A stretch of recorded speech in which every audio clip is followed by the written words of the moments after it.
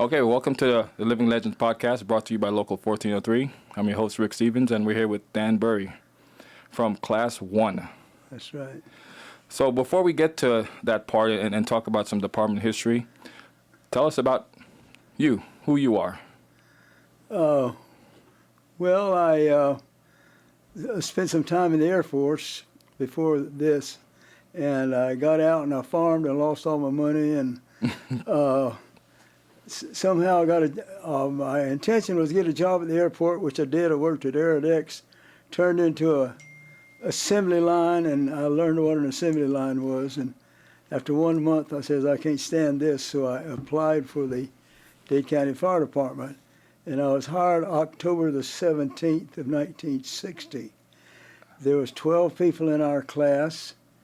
We had 2 instructors. One did the classroom work. He was a county guy. He was Harry Higgins. Harry who? Harry Higgins. I don't think I've heard that name, but... Yeah, well, been there longer than I have. He was a chief when I was there, a chief. Our real chief, super chief, was Kenny Greer. Heard that name. And, okay, so I joined up. Now, there was 12 in our class, and Harry Higgins did the classroom work, and a captain from the City of Miami Fire Department, I guess he was a captain over their training department. Mm-hmm. He did our outside training, all the ladders and hose and truck and stuff like that. And one day he brought us some rope, and we were over here at the Civil Defense Building on Galloway and Miller. I think that's where it was. Remember that. And we did our classroom work inside the building there. Then outside there was 2 buildings where we trained with the buildings. Like the captain training guy, he brought some rope one day and taught us how to rappel off of this 5th-story building. Yes, wow. We rappelled, and that was great fun. And he also brought a Pompier ladder one day. We don't do those anymore, but that must have been fun too, and scary. Yeah, Pompier ladder is just one stick about 10, 12 foot long with little handholds on it. And you put your hands and your feet on that, and it's got a hook on the end, as long as your arm, with a big old hook on the end. And you're supposed to stick that hook through the window above you, and then get on this stick and crawl up to the next window. And then repeat it all over again. You can do it high as you want to go. What was the highest you went? Just 5 stories. That's as tall as our building was. Oh, okay. But we could also stick the hook in the window beside us and then swing over to the next window, swing sideways. You guys did that? Yes, it was great fun. I've never heard about that one. I heard the going up, but the swinging sideways? Yeah, we did that. That was great. That must have been interesting. And now, I've heard of a hook and ladder truck all my life. I know the ladder, but what's the hook? Could this thing have possibly been the hook? Certainly it's not a pike pole. So, but I've never seen the hook. I think I'd have to agree with you on that one. Yeah, so anyway, and we did all the ladder stuff. And, he brought a net one time. Now, he's bringing all his ancient history stuff from the City of Miami, He brought a net for us to jump in. Now, when you jump in water, you trust that water, and you just jump in, whoopee-doo. But when you look at that net with them 8 or 10 bozos holding it, your trust factor goes down a lot. And it's just different from jumping in the water. But you jump and you live through it, and it's okay. Did you jump a certain way? Because I know... Yeah, we just jumped 1 story. On your back? Yeah, you kick your legs out. Kick your feet out and land on your butt. Okay. Yeah, and there's springs in this net. So big long springs like that. So it's springy for the victim. But you got to hold it like this, because when they hit it, it's going to jerk out of your hands, and your hands go down, and it's jerk out of your hands. Now, it's only good for 5 floors, because the 5th, 6th floor, the person's just going to go right through it, and too bad for you. So anyway, we did our training. He'd bring a a spare truck from the city of Miami, so we'd have a truck to play with. And the other day I came over here in this training division, I saw 3 trucks out there for the training division. Their own trucks. The training division has their own trucks. And we had to borrow one from the city of Miami. So anyway, he taught us how to do the work on the truck and hook up the hoses and what's this, that, and the other, and all that. And he brought a contraption one day where you hook your 1.5-inch hose up to this hopper-like thing, and you dump this powder in it, and the hose on the other end, it comes out as foam. Okay, you guys had that back then? So it was that's ancient history, I think. I've never seen it again. Wow. Now the foam is just in a 5-gallon can, and Yes. you just throw it in. Yes. So, but the training was, a lot of fun, let's say. It's always fun. And you guys were class what? Okay, we were class 1, but we didn't know it because the county didn't know if they were even going to have another class. So I suppose they were waiting on us to see how we turned out before they decided to have another class. Well, 2 or 3 classes down the road, we finally found out that we were class number 1. Was there any type of training before then and just didn't have a class number? No, Or they would hire one guy and put him on the truck, and whatever truck he was with, that guy would show him what to do. just like that, on-the-job training? Yes, and they told us we were hired so that they could have 2 people on the truck at all times. Before, they had 2 people, but if one guy called in sick, the other guy just had to ride by himself. So, and the trucks, they had a spray bar under the front bumper, so you could drive along a field, say, and just run over the fire and spray it. Also, like similar to our pump and roll now, where we can pump while we're driving. Yeah, and they had a gun on the door, squirt water, so you could actually do things with one man on the truck. Right. But all that's ancient history, and that's not existent anymore. They still do something similar like that, but mainly in the trucks that we have down south, close to maybe Chrome, is where you're gonna find some of those trucks. Yeah, because it was farmland. Used to be farmland. Now it's all houses. And so our reports. When I got to the fire station, the very first day at the fire station. I was hired in October, so in the middle of December I was at the fire station. Very first day, I found out we weren't even a fire department. We were part of the sheriff's department. We were the sheriff's grove patrol or something. So after I've been on a little over a year and a half or more, the county gave us the option whether we could become a real fire department or stay on the coattails of the sheriff. That's an easy question. So, we all got to vote. Every one of us got to vote, and we naturally voted to become a real fire department. So that was the beginning of the real Dade County Fire Department. That was probably 1961 or something like that. Before you guys were the sheriffs, were you guys part of agriculture? Because somebody mentioned that you guys were possibly part of the agriculture department before you went to the sheriffs. I don't remember that, and I never heard that. Okay. I never heard that. And how long was your training in your academy? It was about 2 minutes. I got hired in October, the middle of October, and by the second week of December, I was out. Oh, that was short. Going to the first day at the class at the fire station. And you guys graduated all the students that you started with? Nobody left or just didn't make it through the training? Okay, the very first day, there were 12 of us.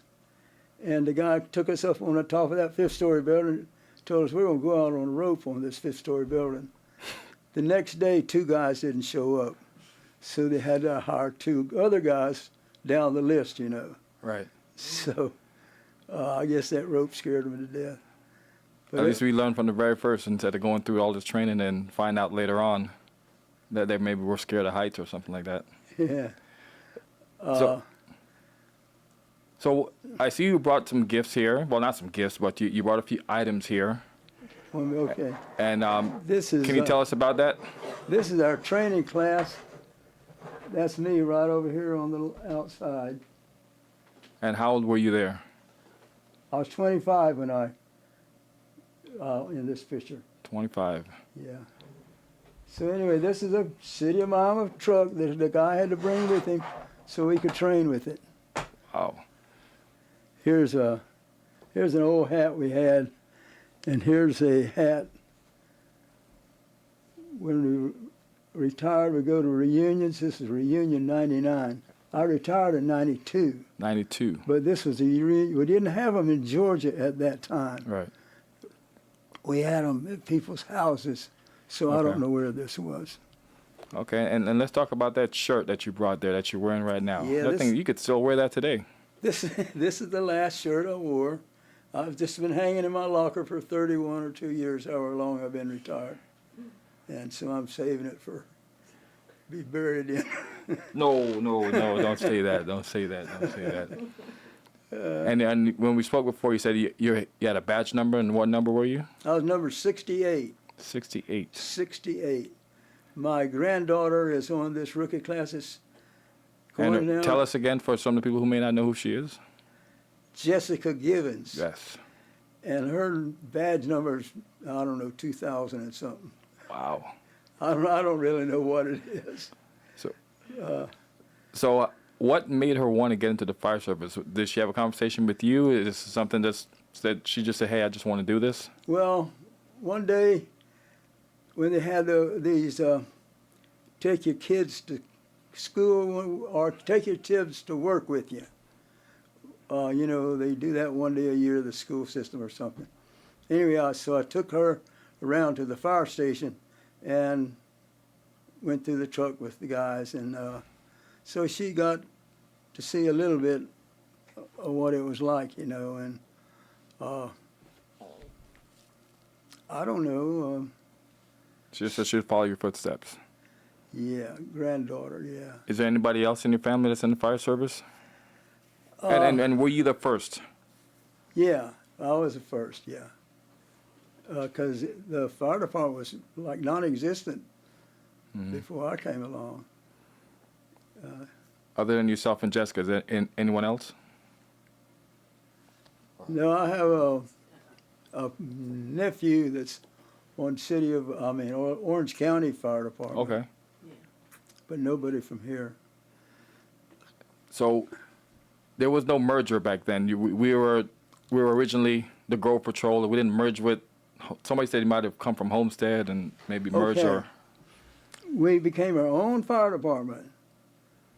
And then years later, maybe 10 years later, all these little cities decided, or I don't know who decided, that it's best to give their fire department to the county because it's an expenditure for the city. Mm-hmm. Now, the cities all wanted to keep their police department because their police department makes them money, but the fire department costs them money.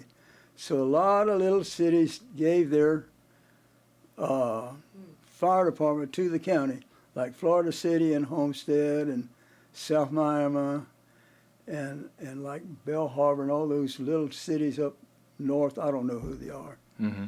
But I love them. Anyway, with that, they acquired guys who had like 40 years on, and so they revalued our badge numbers, and my badge went down to 110 instead of 68. So it almost doubled.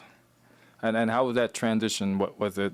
Easy transition, or was maybe just were the guys resistant to the merger, or No, it's just what it was? The guys at the station, they could retire if they wanted or just stay there if they wanted. Mm-hmm. And a lot of them just stayed there. And these cities,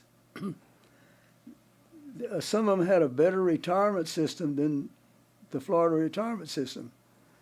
But I think the Florida retirement system is great. It's still doing It's been great. absolutely great for me. 30 years later, it is great. Wow. Yeah, How many years did you work? 32. You worked 32, and Yeah, you've I had been a heart retired 30. I had a heart attack, and so that was a reason to get out when I did. It was in May, And Hurricane Andrew happened in August, so I missed all that Andrew nonsense. Yes, that was a tough time here. Yeah. So you graduated out of the academy, and then you went to a station. Did you have a choice in what station you went to, or they No. just said, you go here? They just sent you, like, according to your address where you lived. Try to get you closer to your home.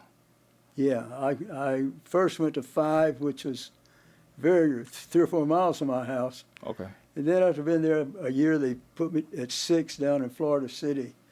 So I spent like 13 years in Florida City.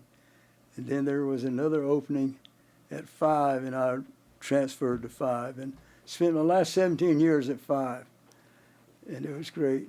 So how many stations were around back then? When we started, there was 10 stations. And now I saw a truck with the number 74 on it. I don't know if there's 74 stations, but there's a truck 74. Some of them are single company, but yeah, we're still growing. Yeah. And how far apart were they back then? Oh. I mean, 5 and 6 weren't too far, but you remember any of the stations up north or just the ones down south? All I know is 4, 5, and 6. Okay. 4 and 5 are fairly close. 5 and 6 are maybe 10 miles apart. But 5, our territory went from the bay to the county line. Now, I've been way out on 41, Tamiami Trail, squirting water on a Indian, Reservation? yeah, whatever they call them, Yeah. little village. And how long were those response times? 30 minutes or more. Wow. We So everything was burnt down by the time you got there with a big fire. There's a park out the other side of Crum. Park rangers are there, and they have housing, trailers. So they live out there. And we got a call for a trailer on fire. When we went out the door, we could see the smoke. 30 minutes later, when we got there, the trailer was completely, absolutely burned up. Mm. The guy's pickup, the guy's everything.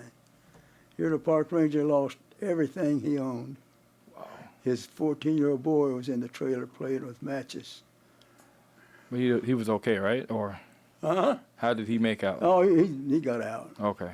Nobody's injured. And as far as back then, I know medical was probably around. Did you guys do any medical first aid or anything like that? Well, we had a big old first aid box. It looked impressive, but who knows what was in it. So when you're on a call and walk in with that big old first aid box, yeah, you know what you're doing. Especially if you got a clipboard. If you got a clipboard, you know you're the boss. And then we got into this rescue, Yes. and the way I hear it, I don't know if I guess as our fire department would have meetings with these condominium associations like Omama Beach, Okay. where 50 or 100 people live in the condominiums, and tell them, hey, we only got so many rescue trucks. If you have a heart attack, we can't help you. We don't have enough rescue trucks. So you better call your county commissioner. So when you got 500 people calling you about rescue trucks, You get a and rescue you're truck. a county commissioner, we had rescue trucks coming out our ears. And, Wow. and it's really, really impressive. Like when I was approaching retirement, I had about 30 years on anyway, they decided everybody on the fire department should be an EMT. So I went to EMT class. I had a state license to be an EMT. Do you remember that number? No, I don't remember. I threw it away as soon as it expired. Anyway, the paramedics, though, they are trained a whole lot better than an EMT. I mean, it's impressive what they know and what they do. And I guess I've seen them bring back people to life for 2 or 3 times. Okay. Especially one woman was asthma. I think Right. it's asthma, where you have the breathing machine. You're supposed to go in the shower and turn on the hot water and all that. Well, she was like that. And we were sent there on a fire truck because we were closer, but what can we do for her? Anyway, the rescue truck got there and was getting her out. Oh, they have to call the doctor to get permission to give give her him the a shot medication? of, I guess it's epinephrine. Okay. Anyway, when he had the shot ready, got the permission, all that, we asked me to hold the woman's arm. Well, the woman was stiff as a board. She was on her last breath. Mm. And gave her the shot.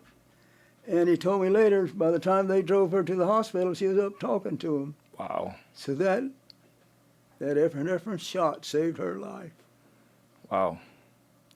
Wow. So rescue trucks are worth their weight in gold. They are. I mean, most of the guys don't like to run medical calls, but it's part of the deal now, and especially with us, the majority of our calls are medical calls. Yes, I know, like 95% or something like that. But we still like going to fires. Huh? We still like going to fires. So, do you remember your first call when you got out of the academy? Yeah. Or maybe your first fire? Yeah, I don't. It was a grass fire. Mm-hmm. And there was two of us on the truck. Of course, I was riding shotgun, say. So I got out of the hose, and I'm squirting like crazy, but I'm leaving patches behind me. So anyway, the guy calmed me down, said, come back and put these little fires out. So that was my first call. That I learned how to put out a grass fire, let's say. Well, that's what we do. Yeah. Any other significant call that you remember to this day? Any big calls? Oh, yes. I remember the dynamite truck blowing up. I was in Florida City. The call was on Campbell Street, which is 2 miles away. So they said it was dynamite, something on fire. Okay, so we go out of the station. As we go out of the station, Florida City, we have to go over the railroad track.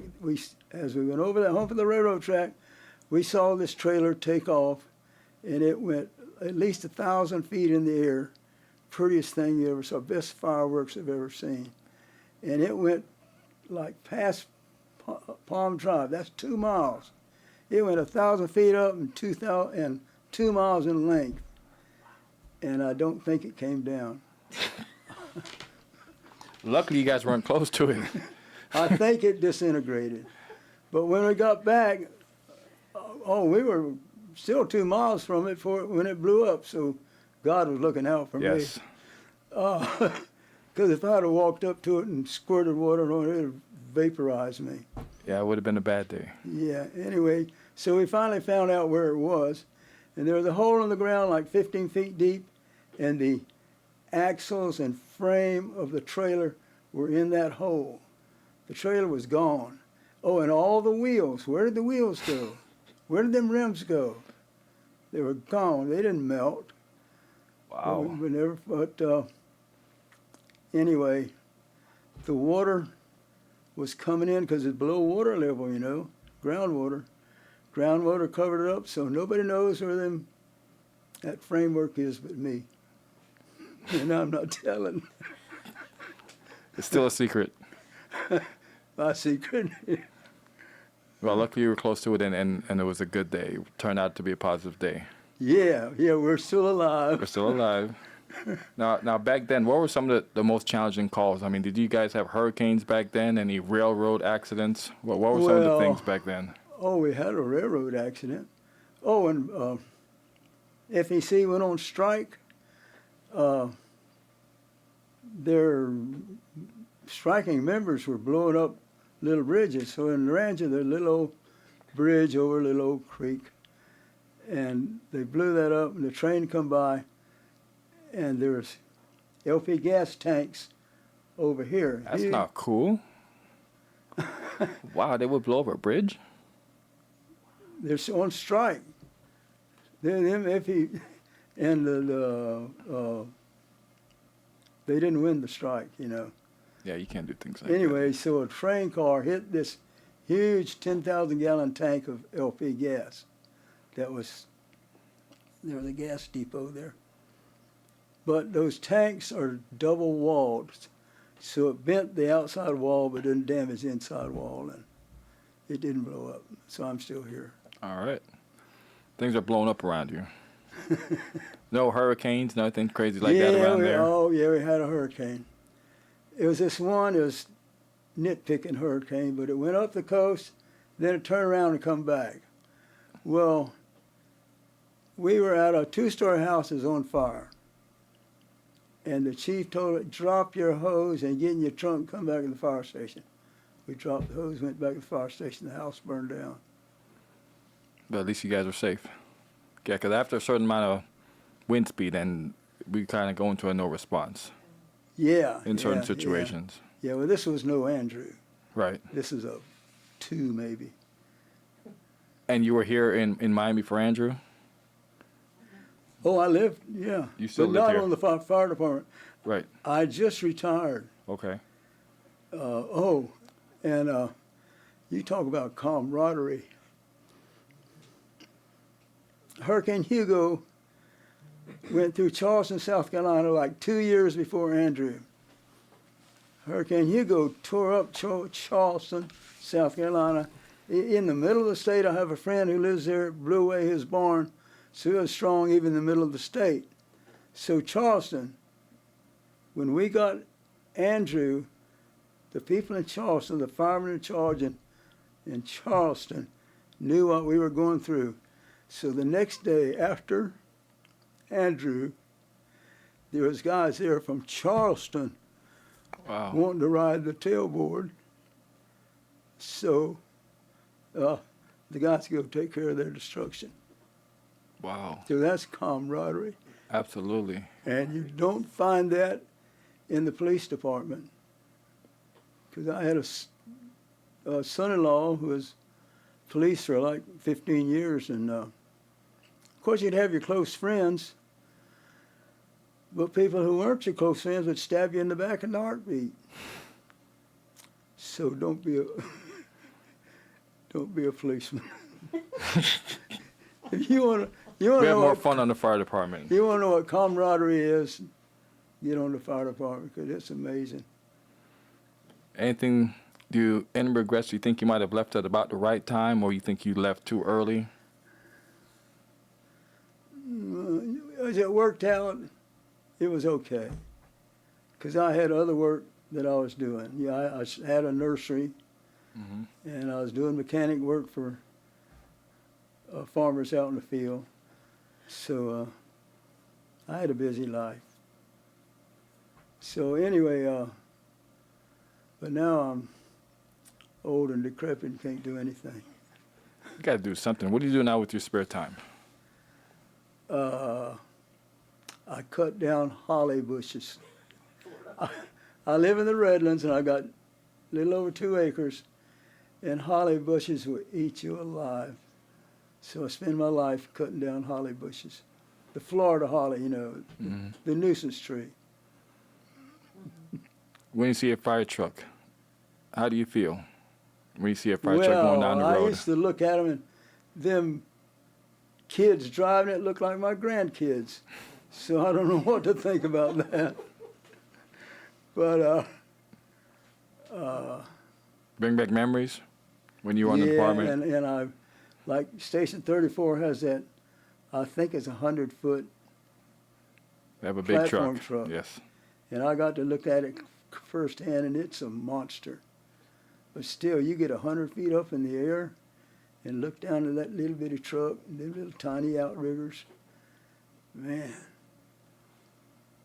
it's like jumping in a net. You don't want to do it. So you said you were pretty much strictly on the south end. You never Yes. worked anywhere up north and Deep south. deep south. And you said about 1 or 2 people were on the truck, depending if somebody called out sick. And That was before, I never saw that. That was before our class was hired. Our class was hired, so you'd always have 2 guys on the truck. And as far as maybe like some motor vehicle accidents, do you guys have any bad accidents on the stretch and Carttown Road and Chrome? Because I know we get some of those, and Yeah. they're not usually, people don't usually do too well. Yeah, the wrecks they have in the city like are fender benders. What we have are killers out on Chrome Avenue and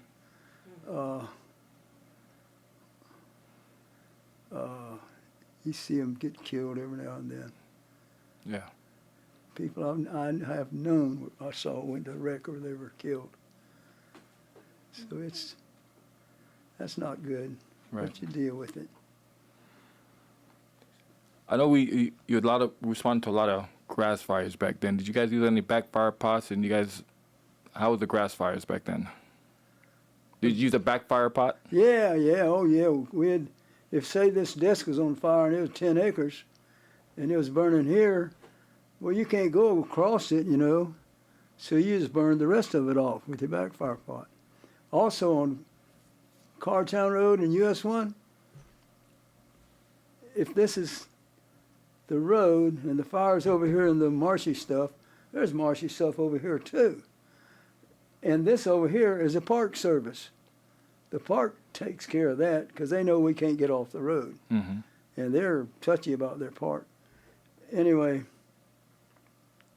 so let's say the fire's over here, well, we can't get to that either. So it set a fire on the backfire here, and it'd slowly back up and slowly get to the main fire that you wanted to put out, and it just put itself out. Okay. And as far as I would imagine you guys had to deal with a lot of welds down south. Not so much. We did a little, but we knew places like Princeton had packing house where you could just drive up to it and put the hose right in your tank and turn a valve. And like Kendall's packing house had a water tower, you could fill up there. Okay. And you learn your territory and find out where the water is. Of course, in the city areas, there's a hydrant on every corner. You don't have to worry about that. But you have to learn where water is. Still a problem to this day. So you got to know your territory. Now, you mentioned the packing house. I've heard of some stories about maybe some big fires down there. Anything come to mind? Yeah, when this same hurricane where I burned the house down, the Florida City Market was here and our station was 2 blocks away. Well, the phone was by my bed. The people had to call in on the phone. This was before 9/11. So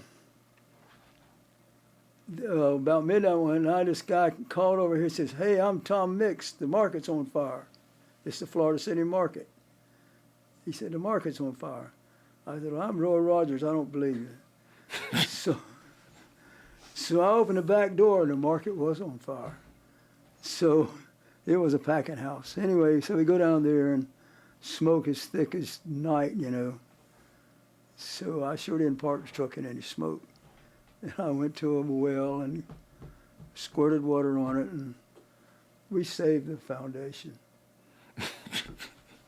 If, let's say you lived in the Redlands and you had to call, well, you had to get up, you found your house on fire, had to go to the phone, had to look for the phone book, find it, look in the phone book, find the number of the fire station, call that fire station, and they worked me up out of a dead sleep. And one time, my bed was by the phone. And his dead sleep, you're asleep. Yeah. Phone rang. So I turned on that, answered it, wrote the address down, hung up the phone, turned off the light, went back to bed. The guy with me said, "What was that?" He said, I said, "We got a call." He said, "Well, don't you think we ought to go?" I said, "Oh, yeah, I forgot that part." So we went. Another time, same station. Phone rang. I jumped up. It's by my bed. I jumped up, put on my clothes, went out to the truck, cranked it up, and went out. But I didn't know which way to go. I'd forgot to answer the phone. Did they call back? No, the other guy answered the phone, and he came out with the address. Okay. So anyway, I decided I should move my bed away from the phone. So I moved my bed 4 beds away from the phone, and the other guy got to answer it. Okay. So, and 9/11 was the best thing that ever happened. 9/11. Then we didn't get any of these phone calls from a citizen, you know. We'd get a. Now, I mentioned the name to Captain Gusson, who's still working, and he wanted me to ask you if you remember some of these people. So he said some Southern End icons, D.L. Causey. Oh yeah, I remember D.L. Yeah, I worked with him a little bit, and well, he was a nut. You got a D.L. Causey story for us? No, because I didn't work with him that much. Oh, well, he drove the tanker, and I was at Station 4 in P. Ryan. And that day I was on the truck at P. Ryan. So we got a call on Crandon Park. That was when you had Crandon Park. You have to go all the way to Crandon Park? Crandon Park, yes. Station 4, P. Ryan. So I'm going, so here's a wreck in the road. So I slow down for the wreck, because there's pedestrians. And I don't want to run over everybody. When we got back to the fire station, DL chewed me out for slowing down. He said, I about ran over you because you're slowing down. He's driving the tanker. And he about ran over me in the fire truck. And I'm slowing down for the wreck. And he don't care about the wreck. Blow him off the road. But he also couldn't read. Oh. He could not read. We had to get a physical every year. So you go get a physical, you ever had diphtheria or this, that, and the other, you know, got to fill all that out. He asked me to go with him. He'd come get me and take me up there to do the physical if I'd go with him. So we both did it at the same time. Right. Anyway, he gave me his paper, and I asked him all these questions. You ever had diphtheria, tuberculosis, this, that, and the other? He could not read. Wow. And that's the truth. Another name, Sid Vin? Sid Villain. Sid Villain? Yeah, I went to school with him. We were in the same graduation class, but he was from P. Ryan, so I think he only went to Redland High School. I graduated from Redland High School. But he joined the Marines and never saw him again. And then when I wanted to apply for the fire department, I went to Station 5 to find out what to do, and there sat Sid, polishing his shoes. His Marine training had took over, and he couldn't stop shining his shoes. That's a tradition that's still true today. People still shine their shoes. Yeah, Marines. Yes. Us Air Force people don't shine shoes. Another name for you, Sonny Capel. Sonny Cable, I rode with him for quite a bit. He was a great guy, but he was a different. He comes from a different mold. When I got on, they had just had a hurricane over there in Chokoloskee. Where? Chokoloskee. I've never even heard of that place. It's on the trail. It's got the smallest post office in the world. In the world. It's a 4-foot square post office. And they call that the post office. Yes, and it's been there for years. Chokoloskee doesn't have many people. All right. Anyway, so they took our fire truck and they went over there to wash the mud off the walls of the city buildings over there, because the hurricane had, just flooded things over there. So he had an outboard motor, and he had thrown it down in the backyard, the back of the fire station. Water was like a foot deep. His outboard motor's underwater. So he picks it up next week or something, picks it up, puts it on a barrel, cranks it up, starts right up. He was just a different character, and I don't know why his outboard motor was underwater and it started right up, but everything he did was just crazy. We still have some of those people here in our department. Another name for you, Friday Ogden. That sound familiar? Well, say the last name. Ogden. Friday Ogden? Yes. Oh, yeah. Friday. Now he worked Friday? at, His name is Friday, like the day of the week? yeah, Friday Ogden. He worked at 3, so I never worked with him, but I knew him somehow. Knew him quite well. Oh, well, I wouldn't say that, but I knew him. He was a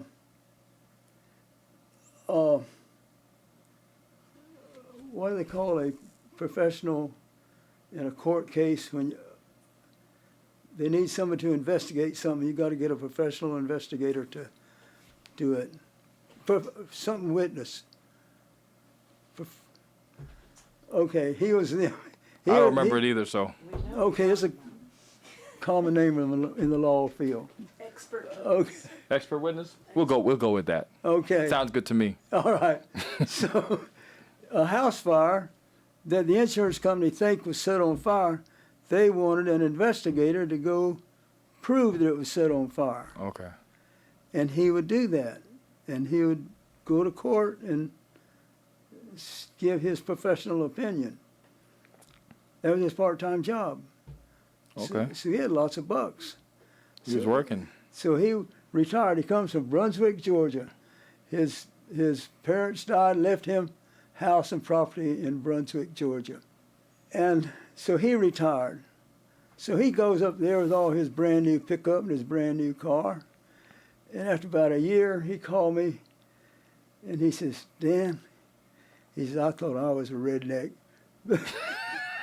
But these are real rednecks over here. He says, my own family doesn't even like me. They're driving old jalopies, and here he's in a brand new everything, you know. So he stayed up there and never came back. I think he's dead now. Okay, so he lived in Georgia. But it's something. He called me just to tell me that. Just to tell you that. Yeah. How about Jimmy Peoples? That name ring a bell? Yeah. But I don't know anything about him. How about Ed and John Neefsey? Who? Ed and John Neefsey? Oh, yeah. There's 3 of them. Ed Neesey became a chief. Yes. John Neesey, he stayed fireman. Those were the 2. There's another Neesey. They lived out on Redland Road. So, you know, when you live there all your life and you learn the names, and then one day they spring all these numbers on you, like Redland Road turned into 187th Avenue. Well, what? Well, they had lived there all their life. You ask them, where's 187th Avenue? I don't know. It's Redland Road. You lived there all your life. Yeah, it must have been tough with the name change. But Ed, he got brain cancer and died. I don't know about John. We only have a couple more names, and we kind of wrap it up a little bit soon. Richard Thompson.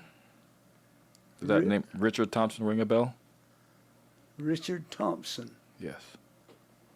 No. The Spadero brothers. Spadero. I believe there were 3. That was them. Wasn't that them? Ed Spadero? Yeah. John Spadero. That's the one, didn't it? I think that's their name. Yeah, I know. I remember their names, but I've never worked with them. But Bill just wanted me to ask if you knew about them. Were you around with Dewey Henry? Who? Dewey Henry. Were you working back then? I knew him just a little bit. He got killed in that Carpet fire. Dolphin carpet. Dolphin carpet. Yeah, him and another guy were. It's a twin teak roof. Mm-hmm. And concrete comes down quick. Can't stand much heat. You had a office area about 10 feet, and then the warehouse. They were just past the office area, squatting down, looking for whatever they're looking for, and the roof collapsed and killed Dewey. The other guy was a little guy, and he wiggled out of his suit and tank and after 15, 20 minutes, he come walking out. Now, it had busted his sternum, so he was out a long time with his sternum. Wow. Um, Any other line of duty deaths while you were on the department that you can remember? Any what? Other people that passed on the job that you can remember?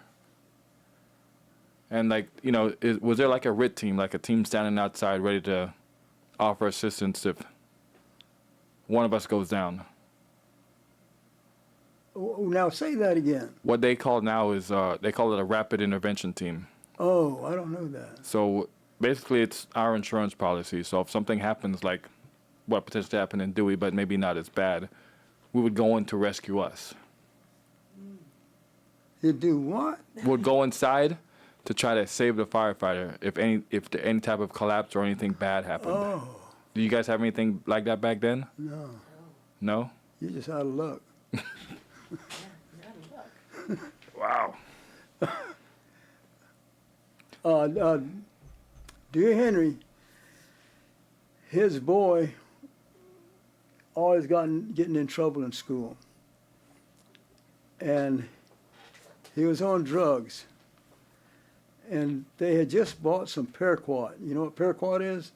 It's a weed killer that's deadly. It's got skull and crossbones on it. You take a swig and you're dead. Mm. Well, he was high on drugs, got mad at his daddy or somebody, and drank some of that paraquat. Anyway, we went on the call, and there's a rescue truck there. They took him down to the hospital. We went down to the hospital or something. Anyway, they were trying to pump his stomach, and I heard him tell him, "You gotta help us," you know, trying to shove something down his throat to pump his stomach.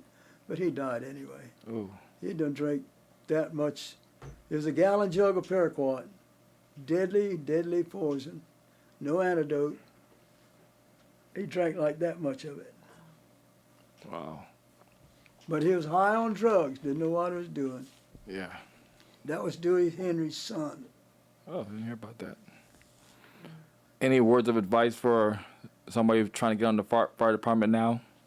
Well, go the rescue route. Make that paramedic and go as far as you can. And you gotta, apparently now you have to have college degrees to advance in rank. It's getting close to it. It's not quite there yet, because there's a few other stipulations that you can. There's a workaround, but it's getting close to where you're gonna have to have it. Some departments, you have to. So my granddaughter, she's a rookie right now. Yeah. When can she be a lieutenant? In 5 years? I believe it's 4 years. Okay, she'll be a lieutenant in 3.5. She's smart as a whip, and she's going to paramedic school right now. Yeah, get that. That's And definitely she'll important. Have that, and in 20 years, she'll be the director of this department. She's that sharp. She's that good All right. and strong. You ever seen a girl do 11 chin-ups? No. No, nobody else has either. Strict. She can no. No kipping. She's doing it all the way. I've seen her do it. Wow. She does this, and that muscle is, man. She's the bull of the woods. This is Jessica Gibbons. She's a rookie. Yeah, she's doing well. She's doing well. I guess it's considered a blue-collar job. Yes. Okay, well, it's the best blue-collar job going. Well, like for my lifestyle, where I worked, well, when I come on, everybody had a part-time job because we weren't making a living. We weren't making a living. You had to have a part-time job. And everybody was married, and they all had kids, and they all wanted a summer vacation, and they all, or 75% of them smoked. When I got out 30 years later, hardly anybody had a part-time job.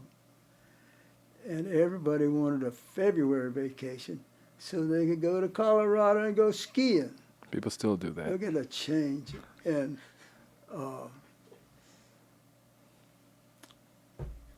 it's just a world, it's so the pay is so good now, you know, for a part-time job. And anyway, for me, even though I didn't get into big money, it's great for me because I've been, the Florida retirement system. It's been great for me. Absolutely. Yeah. Did you guys have a union back then? Did I what? Do you guys have a union back then? Oh, yeah, our union. I'd been on, okay. Did I tell you we got to vote whether to be a fire department or not? Okay. Yes. Well, shortly after that, had to be less than a year, we unionized. Okay. And we were just little bitty nitpicking, you know, but we unionized. And over the years, that has helped me personally. Like sometime in my 32 years, they took that 3% away from us. Yeah, remember that. Went back to 2%. So I think our union members, Barbera, I think that was a union. Dominic Barbera, was that it? He was a go-getter. And I think he instigated like getting he said, you gotta get into politics. And we were getting heavy into politics in the state of Florida, you know, going to Tallahassee that month or two and lobbying. Anyway, I think he was instrumental in getting our 3% back. Yeah, well, that 3% for me is the best thing going. Boom. Who were the fire chiefs when you worked? How many chiefs did you work through? Well, Kenny Greer was chief when I first came on. And then they got Milton Bullock. He came over from city of Miami. With their trucks. With their truck. We borrowed their truck. Kenny was there. Our reports are like forestry reports, like how many acres burned. Well, we're in an urban environment. We don't know about acres burning, you know. So Bullock came along and brought us into the real world of an urban fire department, where our reports were asked pertinent questions, not how many acres burned. Yeah. So he was, a lot of changes he made bringing us into the real world. Gene, I forgot his name. I'll look it up. Gene something was the chief for a while. He was kind of a friend of mine. Okay. But I don't know the others. Something that just popped into my mind, as far as your SCBAs, when did you guys go to self-contained? Oh, good night. The first thing we had was called a mine service appliance. A what? Mine service appliance. It filtered out carbon monoxide, and that's all. It was a canister you put on your back, canister like that, and you go get that, and it would get hot, just filtering out the carbon monoxide. That's all it did. And so some guy, no, I don't know this. Something had to happen to get us to get that air tank. Somebody had to die. That's usually what happens. It had to be somebody had to die. Somebody died to get us. So we got the air tank. They were steel tanks. Weighed 400 pounds. Put that thing on your back. I don't know if it'd float or not. It's so heavy. So we finally got the fiberglass tanks. And a lot better for the back. oh, yeah. Yeah. And how long did each tank last? Because right now, when I came to the fire service, we had 30-minute bottles, and now they're up to 45-minute bottles. Oh, really? I didn't know that. How long did they last? I don't know. I had no idea. I didn't use them. I was a driver. The second day on the job. Second day, because the guy we only had two on the truck, and he didn't want to drive. He'd ask me if I wanted to drive. Sure, so I drove. So I've been driving since the second day on the job. So I was always a driver, and I didn't wear the scuba tank, the self-contained. So. Well, I appreciate you coming down and giving us some department history, some things I've learned. Yeah. And it was a good time. Good talking to you. Yeah, I'm glad I got invited. And I like your uniform. I'm going to have to take a picture of that. There you go. That's awesome. All right. That's it. We're Okay. wrapping up. Okay, thank you. No, thank you.